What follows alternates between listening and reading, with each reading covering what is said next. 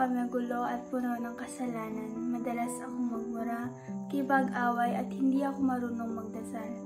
Hindi ko rin binabasa ang Bible at marami akong kaaway. Isa pa ay sumasamba kami ng aking pamilya sa mga Diyos-Diyosan. Pakiramdam ko ang layo ko kay God at wala akong direksyon sa buhay. Isang araw may nag-imbita sa akin na umattend ng Bible study. Nung una wala akong interes at parang ayaw ko pa bumalik. Ang unang nakausap ko doon ay sa Ate Jessica. Sa totoo lang, hindi ako agad na-inspire at tinamad ako bumalik. Pero habang tumatagal, parang may nagbago sa loob ko. May mga pagkakataong tinatamad ako, wala akong gana, pero yung mga salita ni God ay unti-unting tumagos sa puso ko. Noong March 20, 2021, nag-decide akong tanggapin si Jesus bilang aking Panginoon at tagapagligtas. Dito ko na naintindihan ang kanyang mga salita at mga halaga ng kanyang sakripisyo. Nag-baptize ako noong June 11, 2022 at mula noon natuto akong magbasa ng Bible at sumali sa mga event sa church tulad ng Encounter God Retreat or EGR. Inimbitahan ko rin ang aking pamilya na mag-join at ngayon ay nagsisimula na rin ako mag-share ng salita ni God.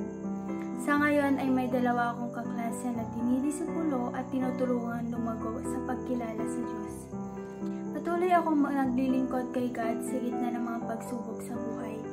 Isa pang malaking realization ko ay iba talaga ang salita ng God kapag naintindihan at isinabuhay mo ito.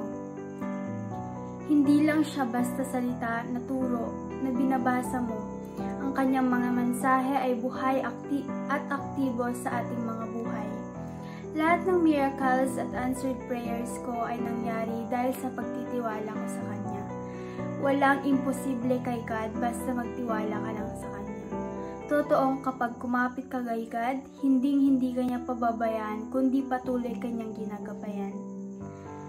Ang talata na pinaghahawakan ko lagi ay ang Matthew 19:26 na nagsasabing, "With man this is impossible, but with God all things are possible." Ibig sabihin, kahit gaano kahirap ang ating sitwasyon, problema, sakit, kasalanan o kahit pagbabago sa buhay, ay kayang-kaya ng Diyos kung magtitiwala tayo sa Kanya.